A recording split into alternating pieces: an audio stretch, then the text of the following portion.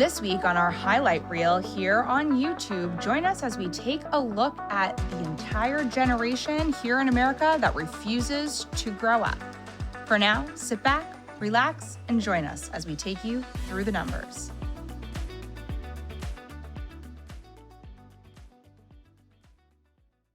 Hi, Lauren. Hi, Lindsay, and happy birthday. Oh, thank you so much. Yep, I had a birthday over the weekend. Yes. I'm 30-something. We don't need to go there, but you look fabulous and Thank so you. thrilled. Thank you. I appreciate it. And I always feel like you pluck these articles to remain relevant to my life. But I think that that's just because I get so much out of our conversations, as I hope the rest of our viewership does. This article really, I think, brings both sides together. It's about aging and demographics. And, really a birthday for me is when you kind of check in with, wow, like I've done some stuff. I'm pretty proud of this. And as you and I were going through this article, we were comparing milestones, life milestones that generations hit or don't hit. And we were talking about even our own lives when we hit certain milestones. So I think that makes it a good point. There's no median individual, right? Mm-hmm. Well, there is, but no one person really represents the average. So as we talk about these big picture trends and these generational shifts,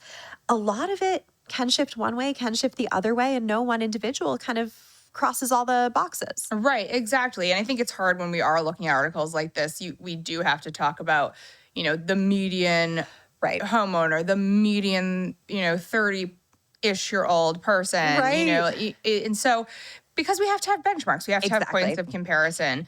And really that's what this article does on a multitude of levels. The headline itself is, "What happens when a whole generation never grows up?" And in summary, the article talks about as Americans 30-something increasingly bypass the traditional milestones of adulthood, economists are warning that what seemed like a lag may be, in fact, a permanent state of arrested development. Generally, yes, we do have good data on the age at which individuals do these things, get married, have kids, buy a home. And those numbers are creeping higher. So, for example, the median age of a first marriage in the United States for men is about 30 and a half, and for women is 28.6. Okay. I have different benchmarks throughout this kind of data dump based on essentially how long we could go back in history and really when it made sense. Some of my data goes back to 1890. That's not what we're talking about here. So for marriage, I compared that to the 1950s when our median age of first marriage was about 23 for men and about 20 for women. Wow. So that's a big jump. But again, 1950 was also a very long time ago. Right. Absolutely. I mean, I remember hearing my grandmother got married at 17. Right. Her eldest daughter got married at 17.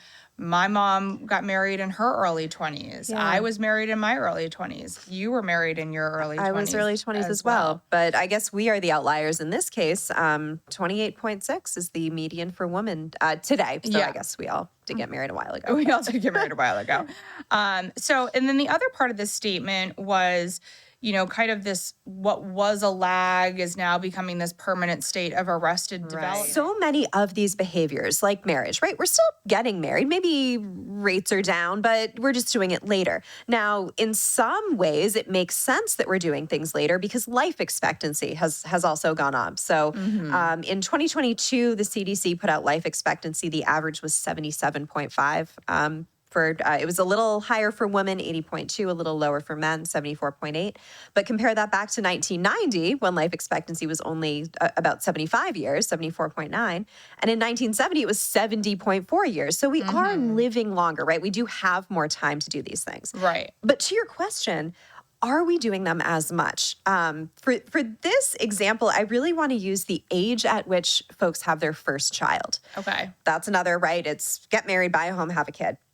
The median age of a woman having her first child today is 27.5. 20 years ago, that was 24.9. Okay. Wow. But we're also having fewer children today. So our birth rate has steadily been decreasing. Now it's in the US only 1.66 kids per woman.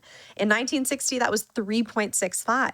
So to some extent, yes, it is later, but to some extent, it is a shift just in doing the behavior or not doing it anymore.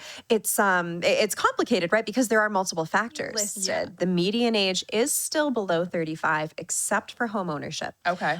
This year, the median first-time homebuyer age rose to 38. That's actually up 3 years since 2023. Wow. Big jump with, as we keep talking about, affordability, high mortgage rates, right? It's really limiting, right, a first-time homebuyer's ability to afford that home. Compare that back to the 1980s, the median first-time homebuyer age was in their late 20s. Okay, wow. So for everything else, we're still technically hitting the mark, checking the box, but incomes have also gone higher. Everything else got more expensive, but our earnings in many cases kept up. In some, again, you can pinpoint that highest one category of inflation and say we didn't keep up there.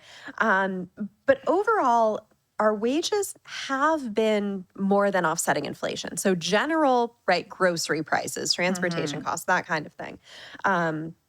The article actually cites median wages for full-time workers between the age of 35 and 44. They're up 16% from 2000 to 2024.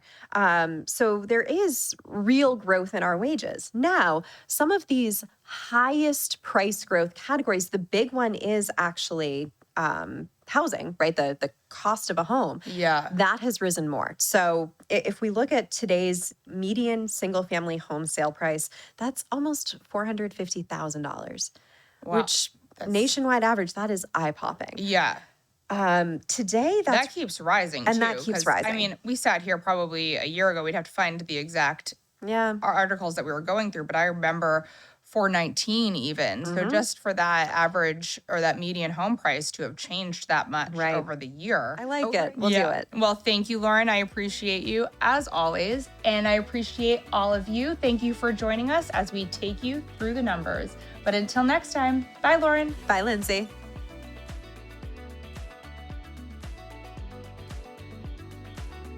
Thank you for joining us for our highlight reel. Remember to like and subscribe. And if you'd like to check out this episode and other full-length episodes, remember to click on the link in the description below.